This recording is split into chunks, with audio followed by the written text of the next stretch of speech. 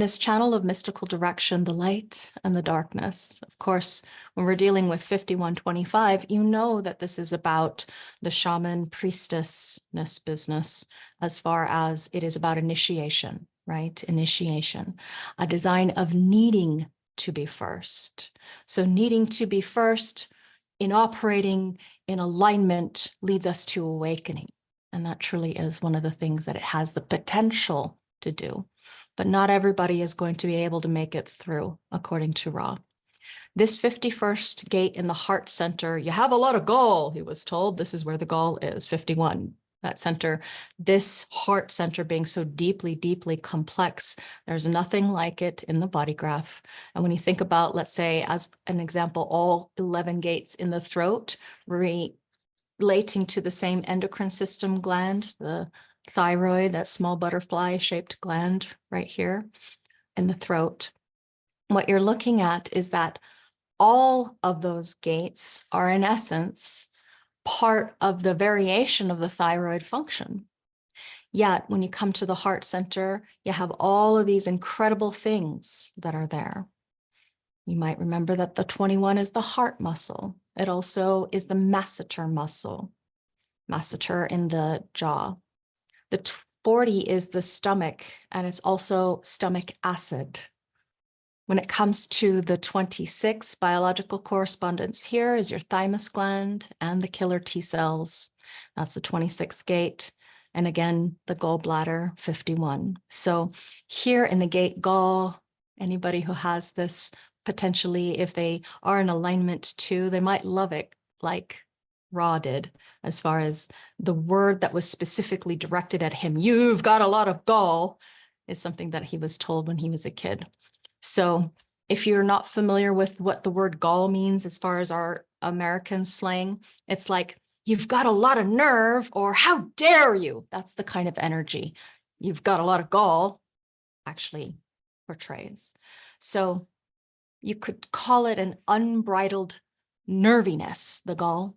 And it's the place of the gallbladder, biological correspondence for the 51st gate. And this makes the 51st gate different from the rest of the ego gates, because it's all individuality and the rest of it is all tribal. It's all it, meaning the gall. It's all individuality, and the rest of the heart center is all tribal. So they're caught up in the love, honor, and obey, and treat everyone in the same way. Yeah, we are all designed to support and be supported in return, but there's also the hierarchy inherent within the tribal business. These beings here have no choice but to be caught up in the thrall of us, our tribe, versus the world outside. That's part of what tribal chemistry is all about, the circuitry deeply embedded into the support. I'll support you if you support me, the bargain game, the bargain business. Or potentially with this 40th gate, remember it has the unusual capacity, instead of going right, oh, how funny. Instead of going right as into the monarchy, yeah, as into do as I say, business. Now it's going to the left. But the reality is all of these gates are very, very tribal, and they're deeply connected to what it is to be an egoic being, as in ego is of being a value to an other. I'm of value to you, you're of value to me. Why? Because there's this give-take reality in the tribe. So the ego is being required by another because we need our people who are going to deliver on the promise of the love of work and bring home the bacon so that it can be cooked to feed the family. Or the 26 who is going to deliver on the promise of reshaping reality, these manipulators of the memory circuitry. The 26 is the one who's in charge of memory of the tribe. The 21, who is the one who is designed to, 26, I heard sales. Don't forget the sales. Okay, sales. 21 is the one who's big boss and large and in charge of actually, in the tribal context of the ego, of hiring, bringing people on, giving people work. Yeah, giving these people work. You deliver, you sell, and you deliver. says to the 40 and the 26. So with the ego being the holy grail for the other meaning what's the other on the other side, especially when you're looking at tribal dynamics between two people. The other person wants the approval of the ego, or the capability of the ego to be able to deliver on its promises and its proving.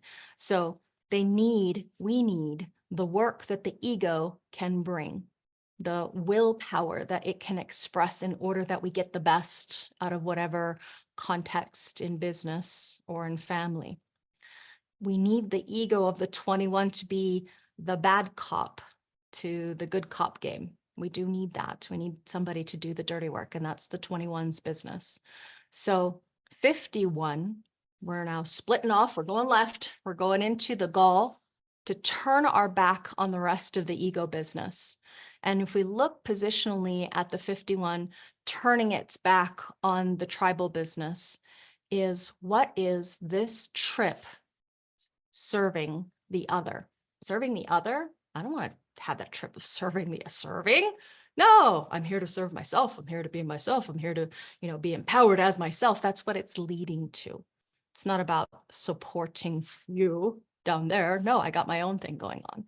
So you'll see them as incredibly bastard, bitch, you might say, as far as how dare they? And we think about how it's part of the power of the egoic nature to be centered within on oneself.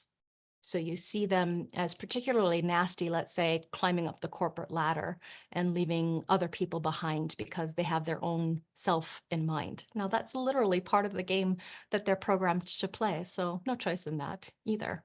I'm here to serve myself. I do this for me. I want to be immortalized. I want my name in lights. I want my placard, my poster, my whatever face as part of the new era, I'll say.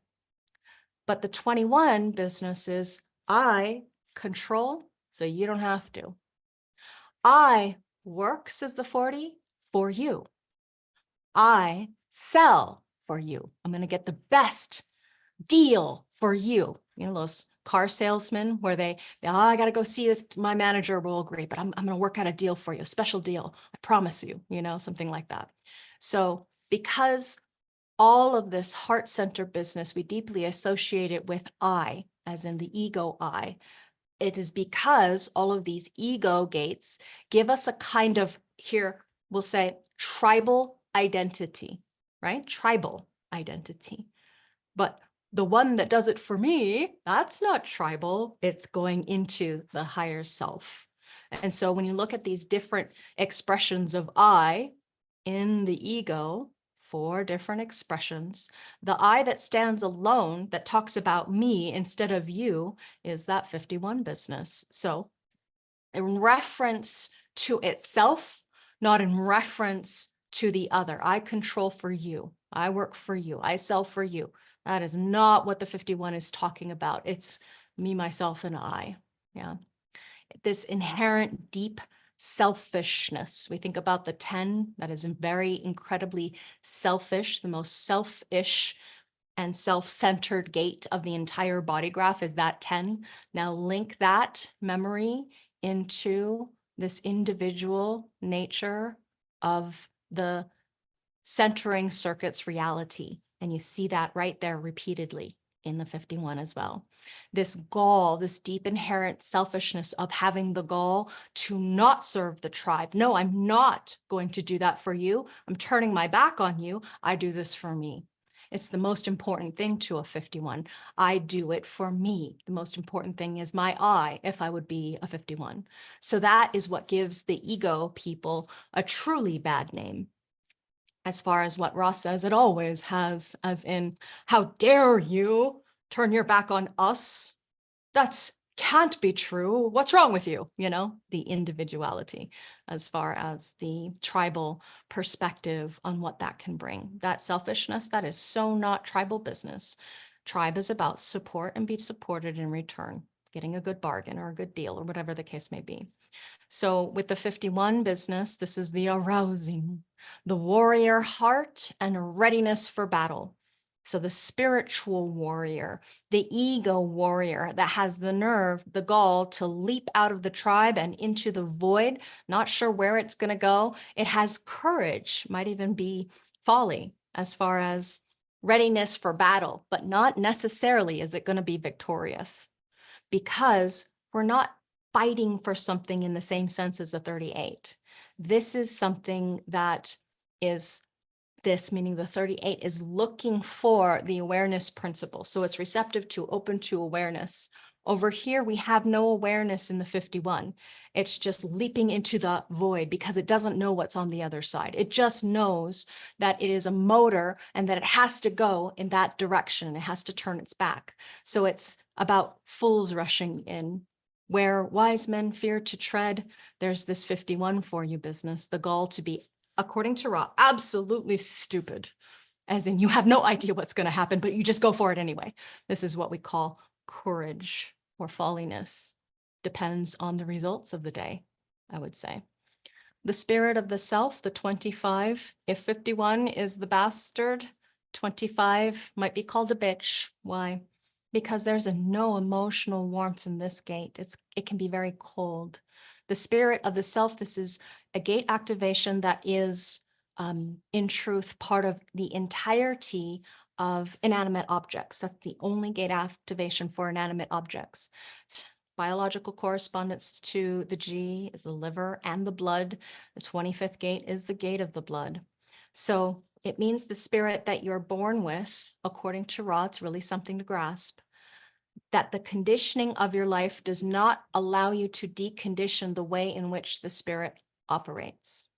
Okay, so if we were to take that and extrapolate out meaning, think about your personality, core essence, grounding and balance, your sun business, sun earth, and I'm a 3. So I would identify with consciously that particular principle. This is the way that my spirit operates consciously. And then on the body side, we look at the 5th line business. And we are going to go through the lines as before with these channels so that we have more to work with when it comes to analyzing. Now, the 25th gate, this is the consecration and the blood. This is the theme of consecration and the blood. So if we look at the inanimate object on a larger scale, macrocosmic scale, what you're looking at is our connection to the blood of the whole. Remember, this is a love gate. The higher self is about love and direction. This is a love gate. So what we call universal love, the spirit of the self, innocence. So the essence and substance of everything, it's on the blood as far as it is in the blood. So this is what we call universal love when we look at it within the context of us as part of a vessel of love. We are all, because we all have this, literally, we're all vessels of love. So this is not personal love. Personal love is over here, which also has a little bit of the transcendent love or not of all that is relative to the world that one lives in. This one over here is part of the not loving the other, yeah, or why do you love me? But the 25 business is not even about loving God. It's about the love of existence, or the love to love existence, the existent, what exists. So not being attached to some bargain business, as in, oh, they did that for me, so I love them, whatever the case. It's not about that. It's a generic, as all of these activations are when we look at them in big picture context, a vast acceptance of the process, and Ra calls it cold. And otherwise, there would be no initiation. So universally, unconditionally loving of all that is because it exists. If we look on the other side, that 51 arousing, we have, again, the warrior heart and its readiness for battle. And then bathed in blood, the consecration and the blood, out of the fire of an adrenalized emotional ego on this path to awakening. And the bedrock of the spiritual way, this adrenalized emotional ego leaping out of the tribe into whatever it happens to be, the void, and the gall, turning your back, being ready to leap into whatever that circumstance, event, happenstance happens to be. So when we take a look at these keynotes relative to how is it going to apply to the mystical way analysis, again, we've been looking at very special keynotes. The 1, to be empowered by challenge. The 2, to withdraw from disorder. The 3, to adapt to shock. The 4, to be drained by the challenge or not. The 5, embrace disorder or not. 6th line, separate from shock or not. No matter how hard my mind says, I try, I cannot be consistent. You'll notice that I skipped the or not, and I was wondering why. And then I started reading the or not at the top. Remember always to preface this with it may or may not, yeah, because this is the way that the lines vacillate. They are about this, empowered or not by the challenge, withdraw or not from the disorder. So this is the process of us understanding how we are designed to compete on the material plane. This channel, what this leads to is competition. And without that game of competition, people would not necessarily survive. Survival of the fittest, you know. It is a competitive world out there, especially in business. This is large business, cutthroat. If you beat out other people because you have a better product, service, whatever, it's not like somebody's going to give you a award for being second best. No, you go out of business. A lot of times people particularly take that stance. However, and that's the big business, I'm talking big business, when it comes to being more nimble or fleet-footed or more adaptable to the shocks of business, being in business for yourself, you can move much faster. You can change your way of doing things. You can adapt to the times. And so what I see or recognize when it comes to this new era that we're moving into, it's one of the reasons why a lot of people are having, big business people are having a lot of problems, because individuals are being empowered to do their own thing, go their own way, and they can adapt and move more quickly than the large behemoths like, let's just call out the government, that has a lot of red tape, that cannot move so quickly in order to initiate or keep up with the changes, the changing times. Okay. We begin with the first line. If we look at this, it always says the foundation of any, or the essence of any hexagram, we can find it at the first line, the foundation. Okay, so we see that it's empowered and there's a challenge, or not, or not. If we look at the first line, it says, quote, I don't want to be in the support business. I don't want to be like everybody else. I don't want to follow that God or that structure, rule, framework, process, whatever it happens to be. So it's not about whether or not there's going to be a victory, there's going to be a reward. It's simply for a first line being, I don't want to go that route. And that myth, that storyline, or whatever it is that the challenge is bringing, they don't. Okay, because remember, we're moving out of the tribe and into whatever the void of existence will bring. So the first line is to be empowered by turning your back on the tribe and leaping into the void. Quote, Ross says, I want you to grasp how foolish the warrior can be, because the warrior has no sense of what the battle is about. They're not aware. It's just a power. And it's an individual power, this theme of empowerment, to be empowered by turning your back on the tribe, leaping into the void. And whether you die leaping into the void doesn't matter for a moment. It's the escape that mattered, the aloneness, the power that comes with turning your back on something, with having the nerve, the nerve to go first, to be courageous, to do something different. So we see the 51st gate, arousing, gate of shock, the ability to respond to disorder and shock through recognition and adaptation. First line reads reference. We're learning about the advantage of previous crisis experience. Pluto exalts.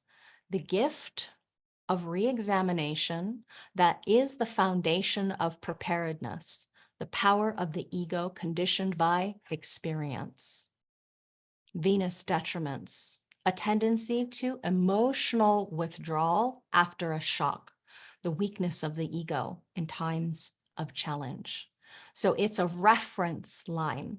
It talks about previous crisis experience. First line, we're going to reference that previous crisis experience. That's all very nice and good when you're looking at it within the context of the mundane plane. But here you have to see that it's not about whether or not the experience itself taught you anything as a warrior. This experience gave you the reward that you needed so that you can continue to leap into the void, so that you can continue to challenge and turn your back away from that tribal business.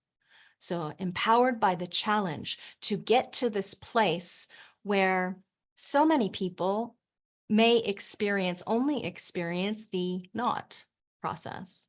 They can feel that rising of empowerment. Oh, what it would feel like to walk out the door now and turn my back on that, whatever it is. Maybe it's the backbiting, the social climbing, or the manipulation, or whatever it happens to be, the gossiping, the backstabbing, tribal business, whatever that commitment is, whatever your conditioning has been, whatever the bond that was there, whether you're leaving your faith, your lover, your family, your job, your career, your industry, doesn't matter, doesn't make any difference. Deep inside at the first line level, this empowered by the challenge or not.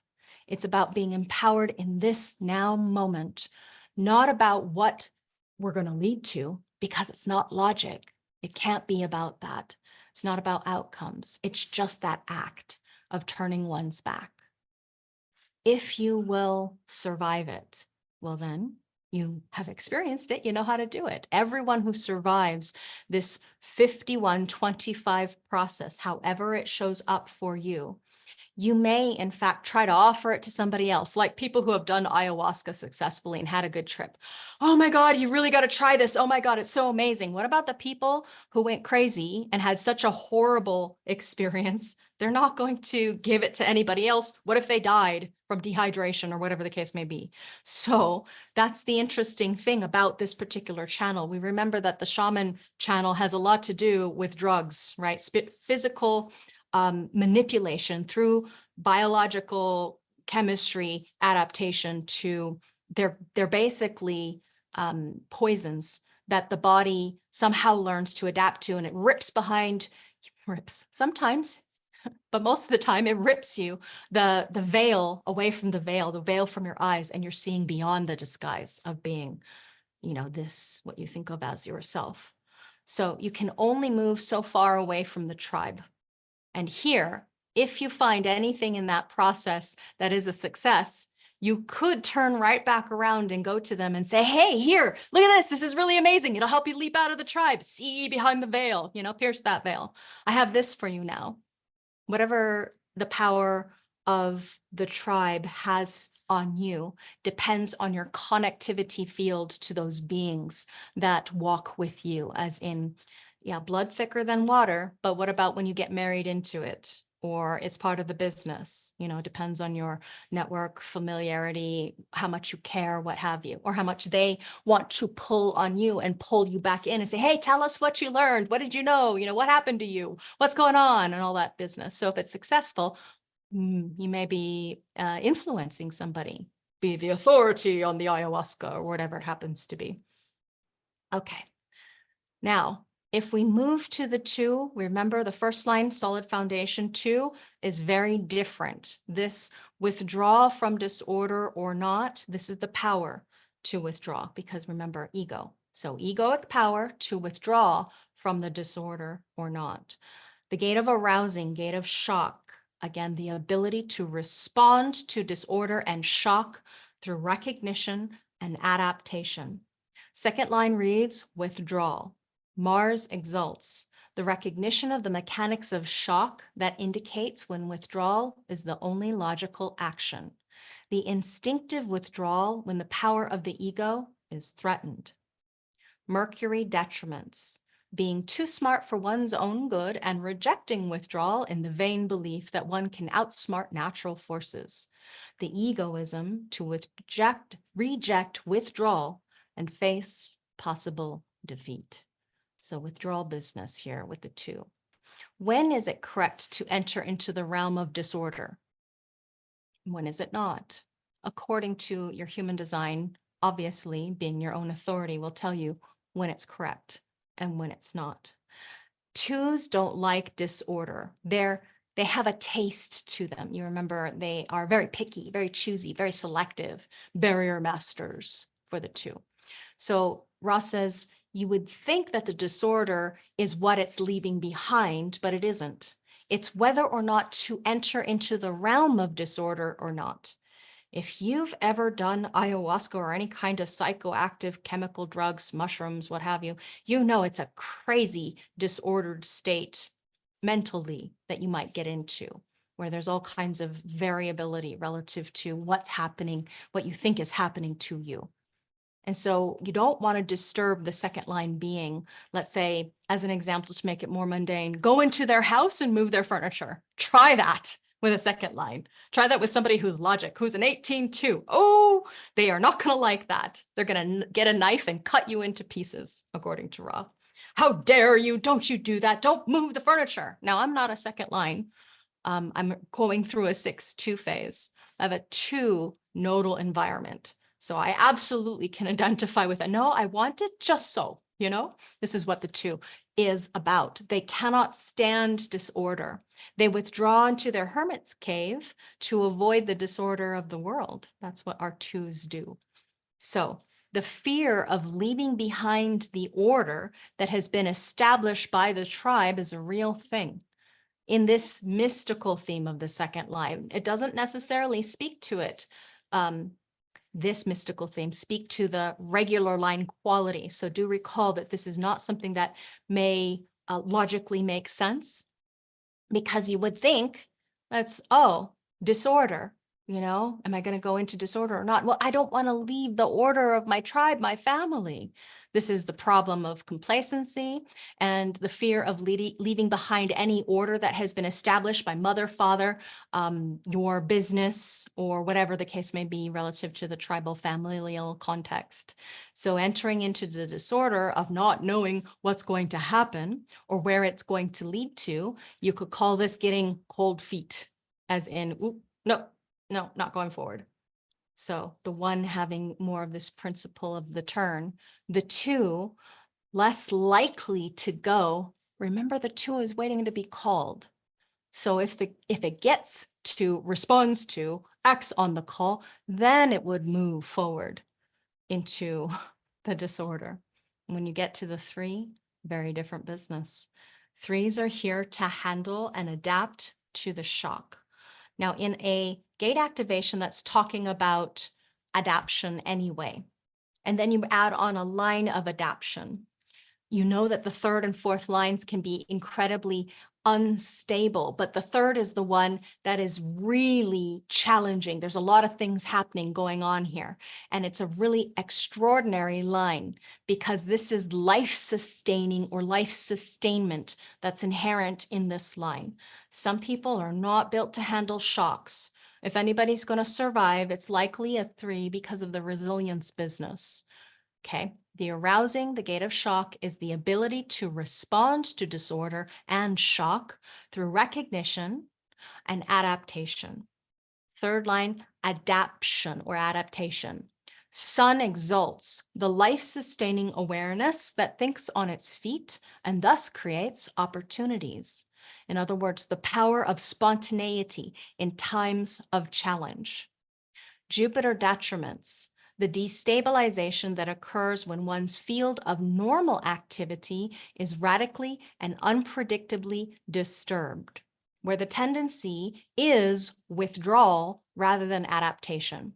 In other words, the ego that may be destabilized in times of challenge.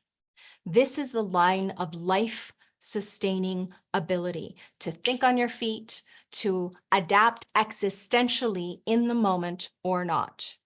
So to adapt to the shock. I keep telling my ayahuasca stories slightly, not really. In doing that substance, it was somewhere around 2010, maybe 11. I was in a large group, Hollywood Hills, way up on the hills, looking down into, the valley. And there was a lot of people in this big group. And of course, Laveena, not feeling anything, went back up for seconds before the damn thing hit her. Had a really bad trip. I was able to adapt to it. I was able to plead, ask it, please stop. And the hallucinations, the challenges, the experiential process stopped.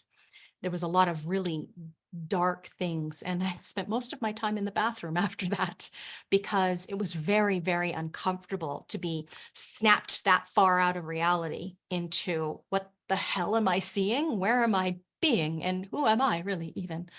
But every third line has this process of shit, that was an accident. Hi, we did that. Oops. And then we have to deal with our own pessimism because am I going to be able to do that again? Can I go through that experience again? Or even to begin with, can I even go through this? Am I going to survive this? Can I walk across the fire or not? It's all about finding the strength inside to be tested by life. And that's what we're here for, either body or mind. Remember when we look at the lower trigram, it's about finding the thing that gives you power. Where's the power to be able to deal with the challenge, disorder, or shock that you need to be able to adapt to it, withdraw from it, empower it yourself in it, whatever this case may be, that your engagement with life can or could be. It is part of the process, the nature of all of us walking our own paths. Remember, all of us have the capacity to walk this path. Not everybody's going to survive it. Some people die from it. It is what it is. So in the first line, do you have the gall to do it just for the challenge of it? These are the themes that are there, deep underneath. Second line, do you have the gall to accept the disorder because you accepted the call? Third line, do you have the gall to handle, to deal with this shock? No promises, no guarantees. As a matter of fact, you might become a bastard or a total jerk in all of this, fall flat on your face, make a fool out of yourself, or worse, you die. It happens. Overdoses. My mind is thinking drug overdoses. Or, you get your brain fried and then you're never the same afterwards for whatever bad trip you might have taken. The upper trigram is always going to be different because now we're looking at the externalization process because it's looking across to the other side of the channel, the cold bitch staring back in the face, right? The 25. So we're looking over there wondering, how do we get there? What is that place? Can I make friends with it? Can I persuade it or seduce it? Can I role model or move beyond it? Okay. So it's one of the things where even when you see what is on the other side, you can't imagine what it might be like to be on that other side. If we were to imagine this giant chasm, I got this visual of all of us standing on one side of this giant chasm. Let's imagine we're in a park like Yosemite or something, and there's this deep gorge and a valley and water way down below. There's no way we can leap from this side to the other without some kind of way to get there. Fly, let's say. We're going to fly. We're going to use these new contraptions, okay? They're called wings, but they're synthetic and we're not born with it. Okay, so if we could imagine ourselves on the other side looking back, we could kind of imagine, but not really to the extent to which we have already experienced that process. That's a totally different thing, as in to be drained by the challenge or not. Totally different than the embracing the disorder or not. Totally different than separating from the shock or not, of leaping off of this chasm from where the tribe sits and into the void where we have this experience that brings us to a higher place and space in our reality. So you cannot imagine the quantum of making it to the other side, according to Ra. You don't know what the whole is going to be when it's larger than the sum of its two parts until you get there, until you're at the other side of that chasm and you're looking back and going, wow, what an experience that was. So let's dive into each of these one at a time, where we look at the fourth line, the warrior heart and its readiness for battle. Fourth line is being drained by the challenge or not. Drained. Why? Fatigue, burnout. You remember the fourth line business is very much a part of the first two binary couplets is about survival. Second two binary couplet is it survival? Self connection. There we go. That's the line qualities. I keep getting them mixed up with colors. First two lines, self. Second two lines, connection. And 5 and 6, fulfillment. So 3 and 4, 4 has to have that connection, to be rigid, to be able to meet that challenge. And it's not always easy. So the harmony of the first line was be empowered by the challenge. I'm going to be empowered, or am I going to be drained? First lines are going to be empowered. Fourth lines are going to be drained because it's a different process. The first line is way better equipped in the sense of its self-absorption or the lower trigram capacity or construct to be able to approach this leaping into the void business, because that's very much the benefit of the lower trigram beings on the design terms, is that we are so much more self-absorbed. The turning of the back, all we need is the right quality to move us into motion. So the first line business, okay, I've studied it, I've measured it, I've weighed it, I've got my, way moving forward, and I'm empowered by turning around. But the fourth line is actually taking the leap, and that's a big difference from turning around. The fourth line, this is going to cost me. It's really going to take a lot out of me. I don't know if I can make it. I don't know if this is really the right opportunity for me. Why? Because fourth line people are about their friends. And what if all their friends are good little schoolgirls, boys, and they've been offered ayahuasca, and we know that that's going to take you out of the mundane, humdrum, whatever it is, goody two-shoes maybe, and they don't want to leave their friends behind. So in order to go, there is this, I don't know. I'm drained by the challenge. Am I going to be drained by the challenge? This is going to cost me my friends, my network, right? Leaving your network, drained, because the fourth line business is always about the network of opportunity. The deep recognition of the price one will pay when one turns one's back amidst the shock and responding to the disorder through recognition and adaptation. So this is a projected channel. Here we truly see the recognition capacity, fourth line externalization of the limitation. Uranus exalts a pure inventiveness and sometimes genius to find some opportunity, even in the midst of the most devastating shocks. In other words, the warrior ego that will find some way to answer the challenge. Mercury detriments. A reasoned make-do mentality that is ineffectual in times of severe shock. In other words, the superficial ego that lacks the resources and the depth to answer the challenges. When we look at 51.4 business, this is about inventiveness, sometimes genius, to take advantage of situations, even the most devastating shocks. But that's again on the mundane level. At the mystical level, the deep recognition of the price one will pay in turning one's back in order to leap into the void.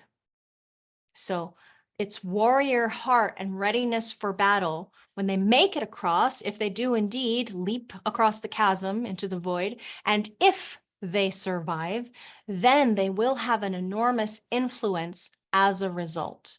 In our collective mythologies, we have all of these characters, some mythical, semi-magical, whatever the case may be, roles that are played in terms of the warrior. Warrior priest, warrior princess, warrior priestess, whatever it happens to be, prince. in terms of a mystical, archetypal warrior of spirit, spiritual warrior. So there's nothing here about the fourth line that means that they're going to have any of the mythical qualities, because they are the ones that are the most fragile within the construct of connection. The third line is resilient, fourth line, not so much. So when they make it across, that is a heroic battle that they have just taken on. And it's questionable whether or not they will survive whatever trial, challenge it is that they're facing. Then, if they do survive, this is why they have enormous influence, because this is what is about them when they remain rigid. Remember that the fourth line resonates to rigidity, steadfastness. So their star rises, you could say, as far as their influence or their reach amongst those that they know, if they do indeed cross the chasm.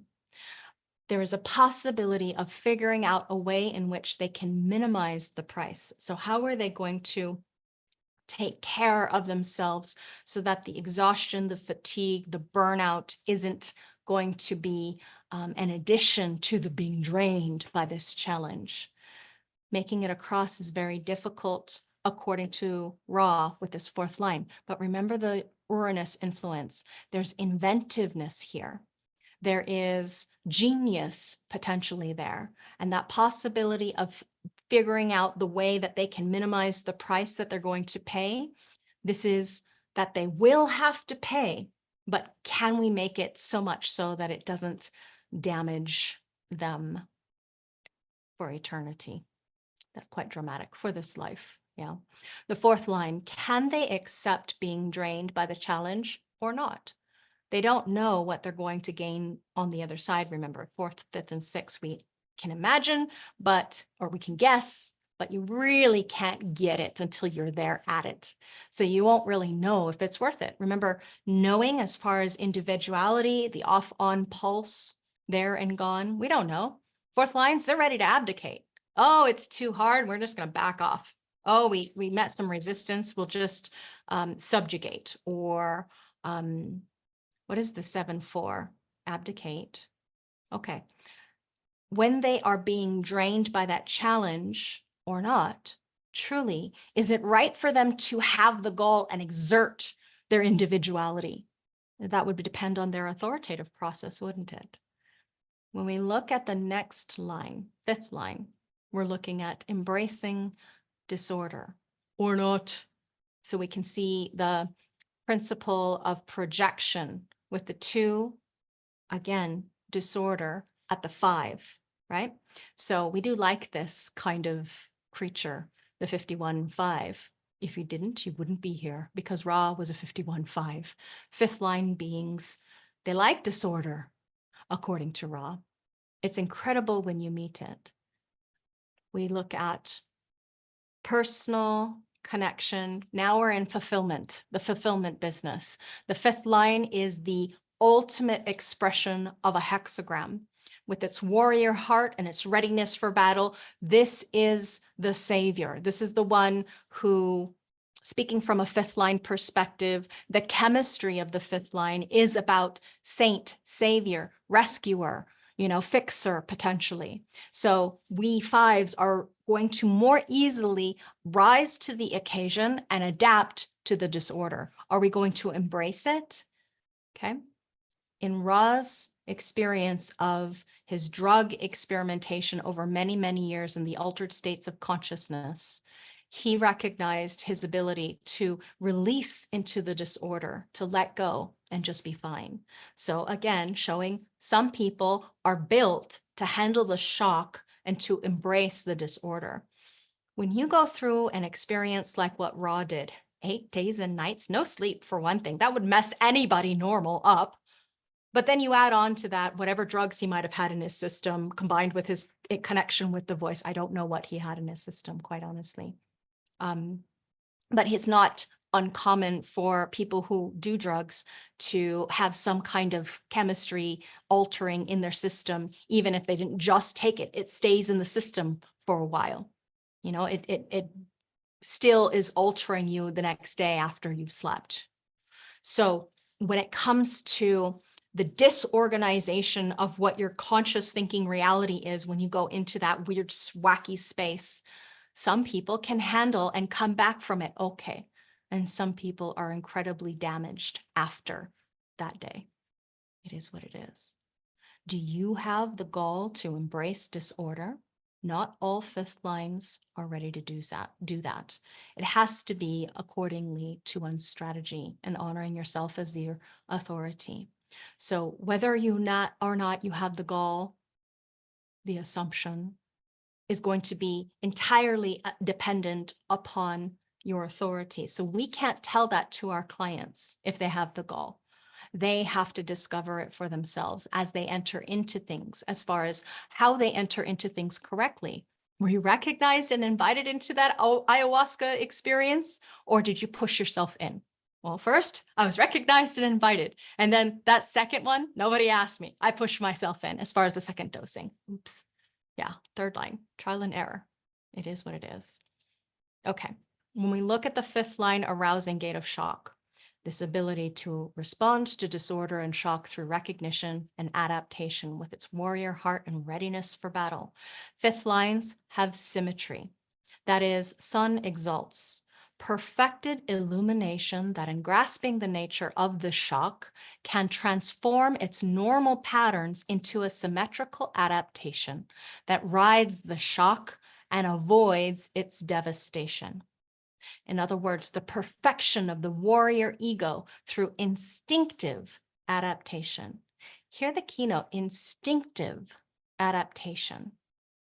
Now, Mars in detriment. We see a tendency in seeking the core to harmonize with one shock only to be overwhelmed by the next. The egoism to indulge in victory and lose vigilance. Oops, lose vigilance because the next one's going to be destabilizing. Next one's going to come out of left field. You're not going to know what hit you. That's Mars as far as the effect in that particular channel on the fifth line. So then we get to see something about 51. It's about challenge and disorder and shock, but it's also about the pureness of empowerment.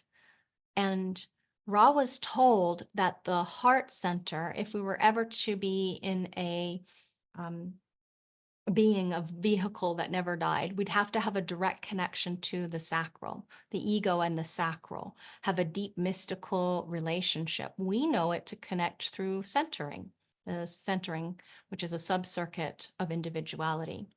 He mentions it many times in the Great Courses that if the heart was directly connected to the sacral, there would be no such thing as death. And yet, we don't have a direct connection between the heart and the sacral. We have this. We have this indirect connection, this unique circuit. It is a big deal, not only in this mystical path, but it's also part of Wa mechanics, where the channel of an initiation, a design of needing to be first in a large group of people becomes about competitiveness, which arouses you. And the people who feed into you are those who are here with their exploration, a design of following one's convictions, no matter what.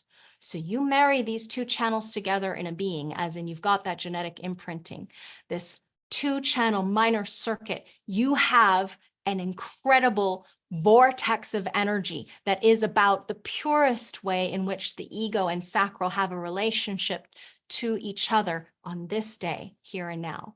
This deep, deep potential for empowerment, that potential of the 51st gate being about the egoic nature that gives it the power to survive something. So you see somebody with this entire circuit, you know that they're more likely to survive and handle the shocks and be empowered as themselves, that they're not weak or pussyfooting, that they're more likely to be able to stand up and be that warrior self, however it is correct for them to do so.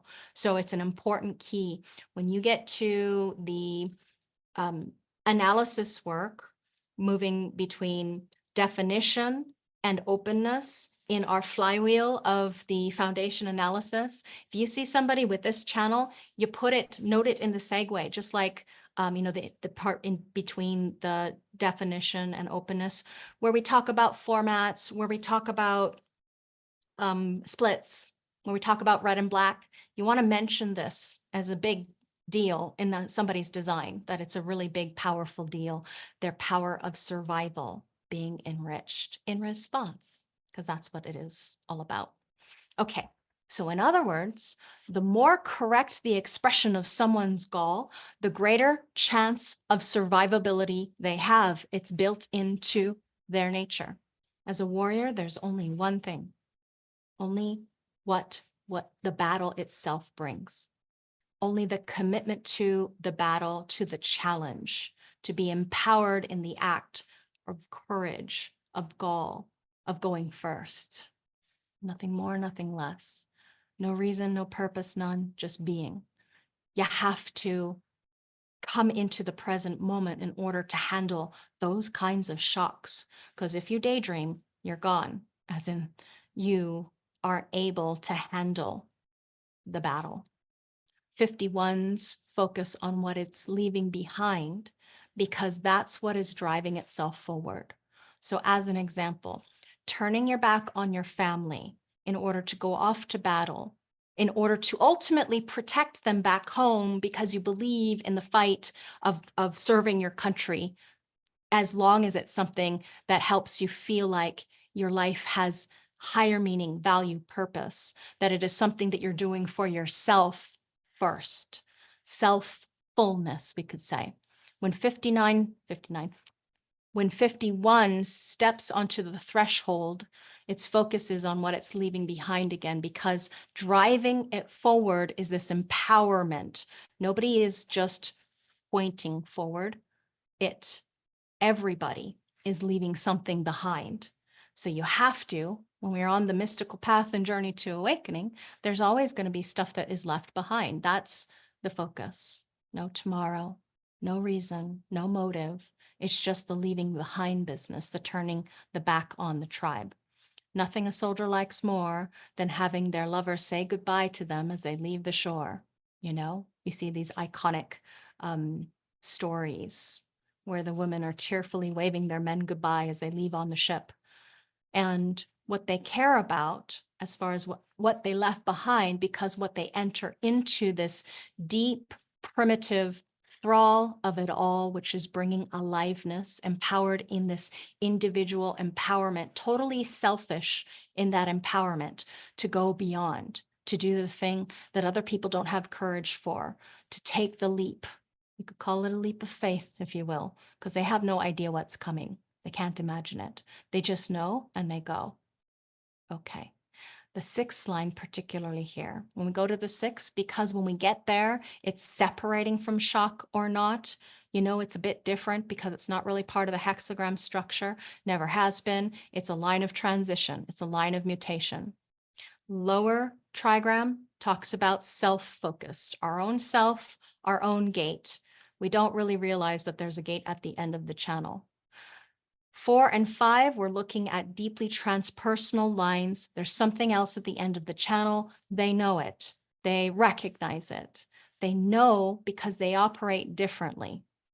And when it comes to the 6th line, it's about looking at the entirety of the circuit. This circuit that we're in here now is the awakeness principle of the mystical path to awakening. So in this context, the 6 looks at that entire awakening process. It's looking beyond the 25 into the 10 and 20, just right around the bend, around the road. It can look back over the bridge and all the way down to the 1949. It has such a big objective perspective. That's what its gift is. So it's looking all the way down the line of circuitry for 6 line beings. In this 51st gate of arousing, the gate of shock, 3rd line, adapting to shock, 6th line, separating from shock. You can hear the harmonic tendency between the 3 and the 6. So it's not embroiled in the same process in this way that everybody else is. that harmony. It's not even a question of adapting for the 6, it's separating. So separating from shock means to be able to stay within oneself. To the outside person, it may seem like you're aloof, on the roof. Yeah, cold is another thing. Detached, unattached. And this goal of the 6, staying within oneself, means other people, particularly when you turn your back on them, the tribe is going to be very uncomfortable seeing a 6 being initiated, because it's very difficult for them to see their role models, the ones that are trusted, the ones that are leaders. 6 lines can be very cold in the way that they leave or separate. They are already, in a sense, separate. And so what happens to people who are 6-2, 6-3 particularly, is that other people see them in their separation and think, who are you to be blah, blah, blah, blah, blah. Come back down here into the tribe, we need you, or whatever the case may be. So separating from the shock means to be able to stay within themselves, because they are going to meet resistance. It may be an or not.